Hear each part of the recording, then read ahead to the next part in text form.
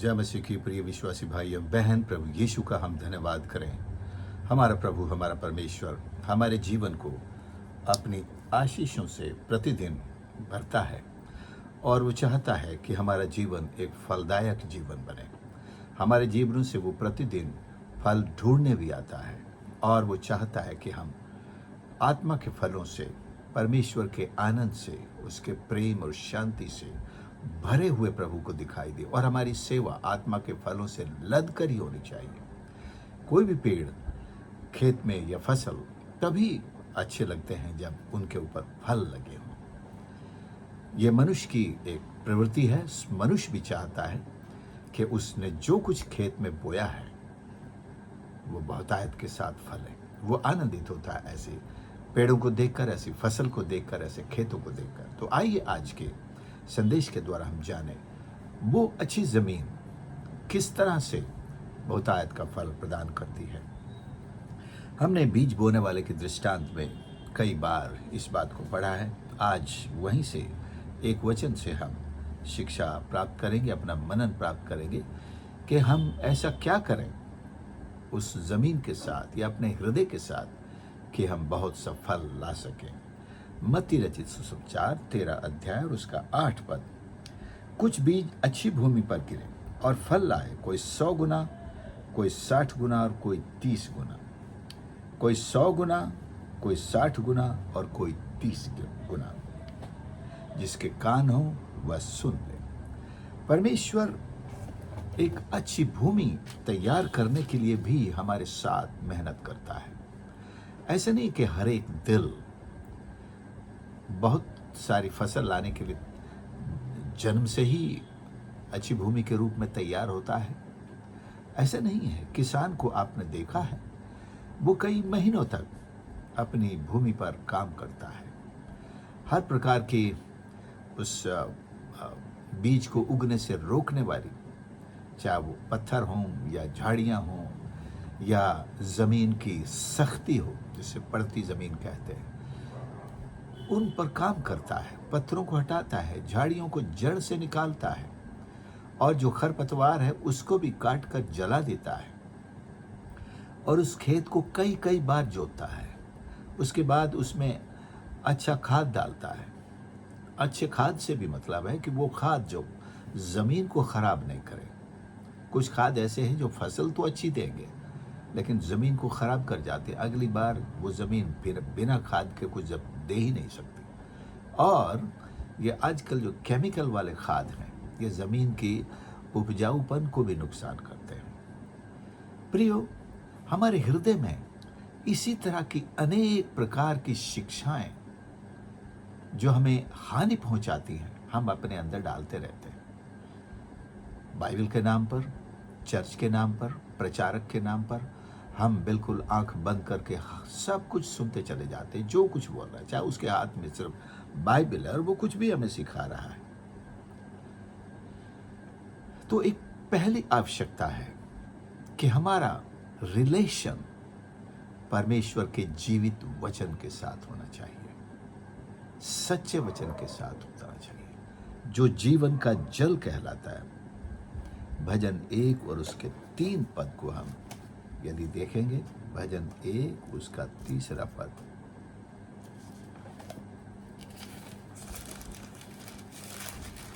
यह लिखा है, वह उस वृक्ष के समान है जो बहती नालियों के किनारे लगाया गया है और अपने ऋतु में फलता है, जिसके पत्ते कभी नहीं मुरझाते।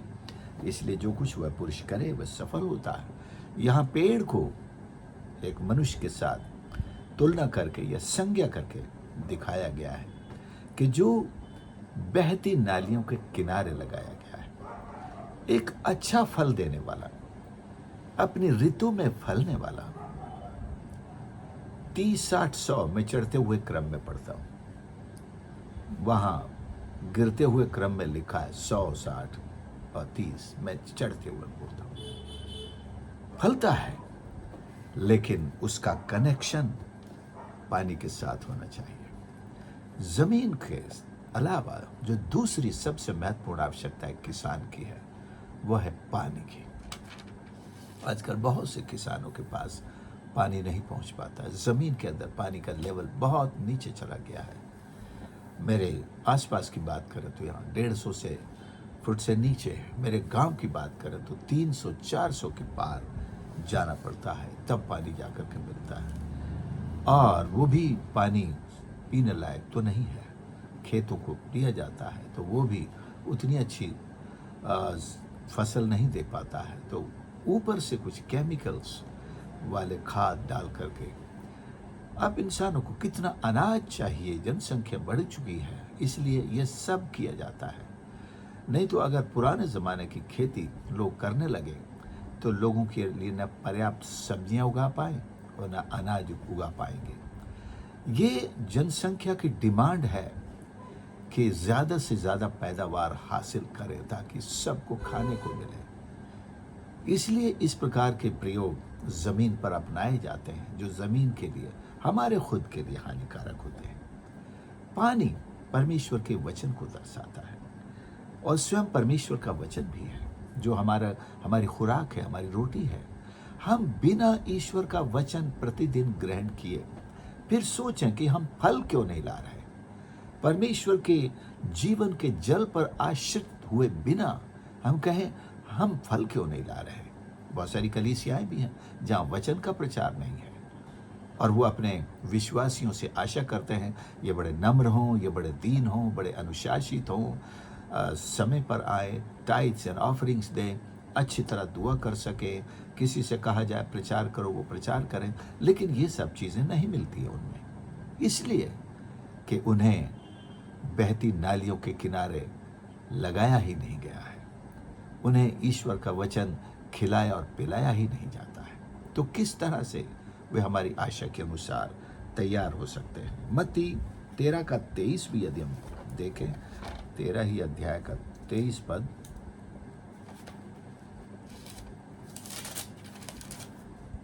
यहाँ इस तरह लिखा है, जो अच्छी भूमि में बोया गया था वो ये है जो वचन को सुनकर, साफ बता दिया है, वचन को सुनकर समझता है।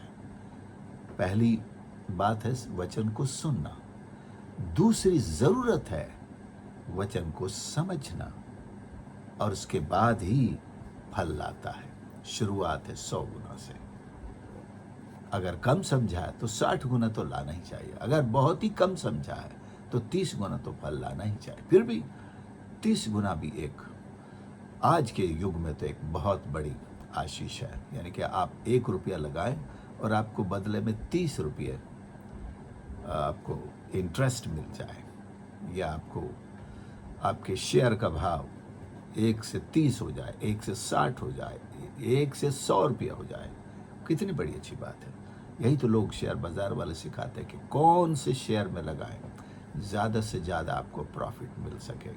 नहीं तो कईयों के शेयर डूबे पड़े हैं। ज़रा सी एक छोटी सी घटना हुई देश के अंदर, शेयर एकदम नीचे। अभी अंतर्राष्ट्रीय मार्केट में इसी तरह इंटरनेशनल घटनाएं भी कीमतों को गिरा देती हैं। कुछ चीज़ों की कीमतें बढ़ जाती हैं। प्रियो, परमेश्वर हमें सिखाना चाहता है कि वचन सुनना काफ़ी नहीं है, उसको साथ में समझना ज़रूरी है और समझ के साथ उसको अपने जीवन में प्रैक्टिकली लेना ज़रूरी है।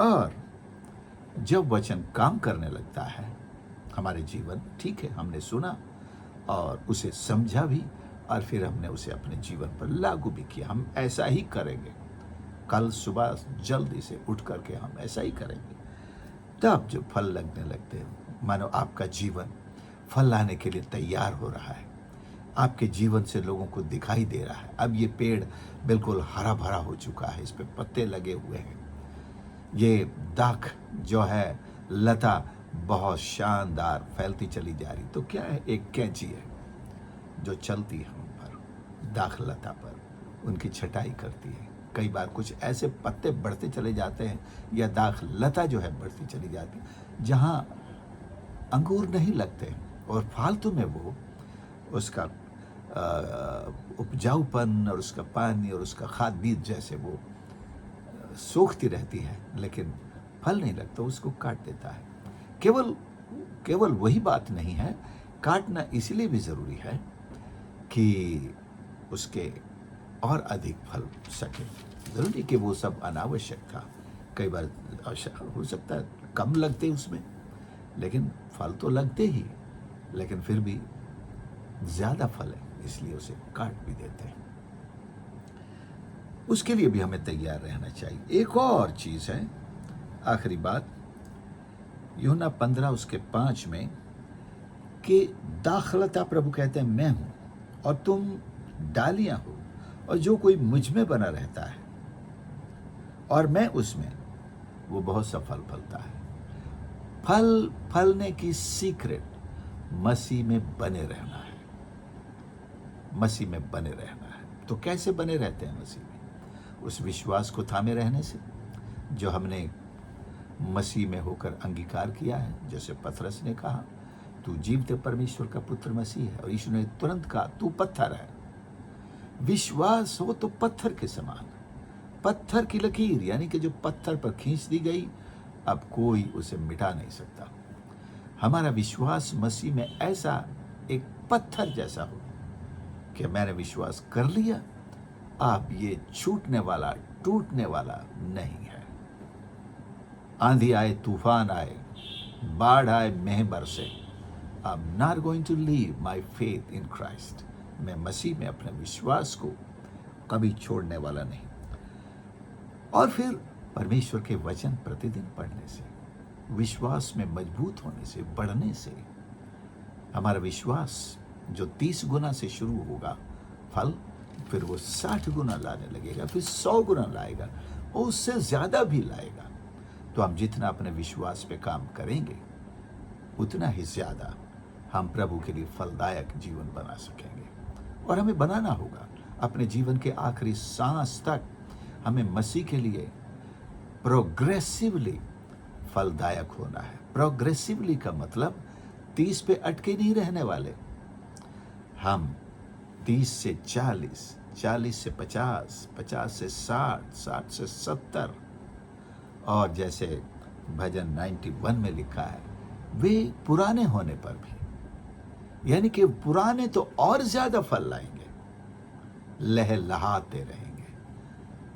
बच्चा अगर 10% लाएगा, तो पुराना जो 90 साल का है, जो समाज की नजरों में बेकार हो चुका है, वो तो 100% से भी ऊपर फल लाने वाले एक आत्मा है। तो हम उन प्राचीनों को, उन बुजुर्गों को, उन अनुभवी लोगों को, सीनियर्स को बेकार न समझें कि मैं तो दौड़ दौड़ के काम कर सकता हूँ, मैं तो चर्च में ये कर सकता हूँ, मैं तो इतना वॉक कर सकता हूँ, मैं तो इतना गाड़ी चला सकता हूँ, मैं तो इतना बोझ उठा सकता हूँ, ये बुढ़ा क्या कर सकता है? आप भूल में पड़े हैं, आप उसकी बराबरी नहीं कर सकेंगे।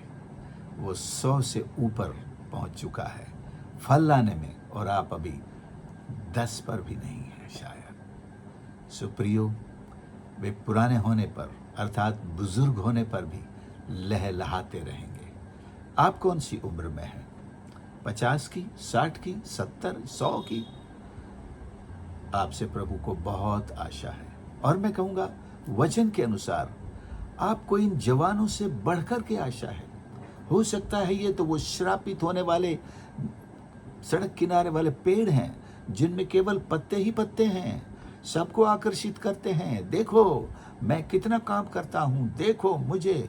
लेकिन प्रभु जब फल ढूंढने आता है, निराश होकर लौट जाता है, और आप में उसको फल मिलते हैं, आप में उसको फल मिलते हैं 100 गुना, 1000 गुना, लाख गुना। प्रभु आपको तुच्छ नहीं समझता। समाज की दृष्टिकोण आपके और मेरे लिए, यदि हम बुजुर्ग हैं, उसको स्वीकार ना करके रोते रहें, बैठे रहें, लेकिन प्रभु के लिए उठें और पहले से और बढ़ कर के काम करें। हमारा फल लाना प्रोग्रेसिव है। जीवन के आखिरी सांस तक प्रभु यीशु ने मरते मरते भी एक आत्मा को बचा ले गया, और मरते मरते सारी दुनिया के पाप माफ कर गया, सारे शत्रुओं को उसने माफ कर दिया। बताइए, आप कौन सी परिस्थिति में हैं कि सेवा नहीं कर सकते, कि मसीह में बने नहीं रह सकते, कि मसीह के लिए फल नहीं ला सकते? क्या क्रूस पर चढ़े हैं? वहाँ भी अवसर है। क्या जेल में पड़े हैं? वहाँ भी अवसर है।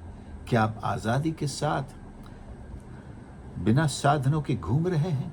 वहाँ भी अवसर है। और उसके पास कोई साधन नहीं थे, लेकिन जो कुछ वो कर गया, हम उसकी बराबरी नहीं कर पाएंगे। इसलिए इन चीज़ों का रोना हम बंद करें और मसीह के लिए उठ खड़े हों, उसमें लिपटे रहें, उसके वचन में, आत्मिक अनुशासन में, परमेश्वर की सेवा करने में अपने आप को समर्पित करें। यदि आज तक ऐसे डामाडोल समर्पण के साथ सेवा करते रहे तो आज अवसर है।